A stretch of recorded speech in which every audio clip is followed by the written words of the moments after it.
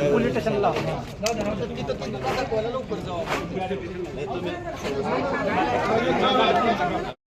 बळीराजा ही 200 रुपये माती आहे, 200 रुपये पोत्र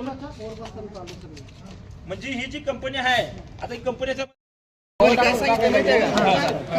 निमी टीम तुमची इकडे ही घेऊन जाऊ द्या आणि निमी ती दुकानदार सील करायला जाईल का त्यांना ते दाखवायला जावं. दाखवणार ते गाड्या इथंच चौकीत लाव आणि ठोस कारवाई होणार आहे का? पहिला टप्पा आता हे जे शेतकऱ्यांनी ओंकार कृषी केंद्र जे तुळजापूरचा केंद्र आहे अंदोऱ्याचं तिथून माल खरेदी केलेला हा माल प्रथम आम्ही पोलीस स्टेशनला माल हा सीज करून ठेवत आणि आता आमची 2 टीमा होऊन जे त्याच्या 2 शाखा आहेत ओंकार कृषी केंद्राच्या आम्ही तिथं जातो.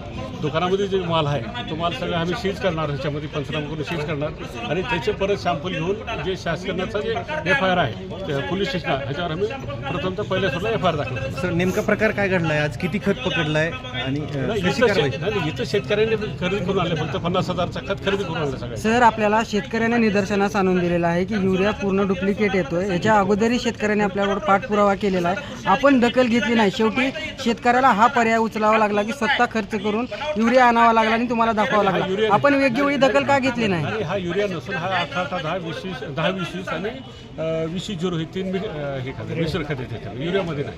ठीक आहे, मग आता हे युरियाला कसं आहे की त्याला पॉस मशीन असते, प्रत्येक शेतकऱ्याचं पासवर्ड राहते आणि शेतकऱ्याला जातो त्याचं शेतकऱ्याचं बिल हे दुकानदाराकडे बिल राहतं. आपण त्या बिलावून आपण 100% युरियाची मुवमेंट किंवा अनुदानित खताची जी काही मुवमेंट आहे मुवमेंट आपण सगळे 100% चेक करू शकतो.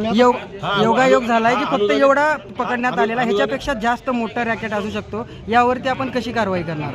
आता प्रथमतः आता दोन्ही दुकानाचं जे पंचनामा करून जाय जो माल आहे तो माल सीज करणार आणि पुढे त्या दुकानदारावर अनुदानित कंपनी तालुका गुन्हे नियंत्रक जे आहेत ते सॅम्पल घेण्याचं काम करतात, ते कुठेतरी कमी पडताना दिसून येत नाही का?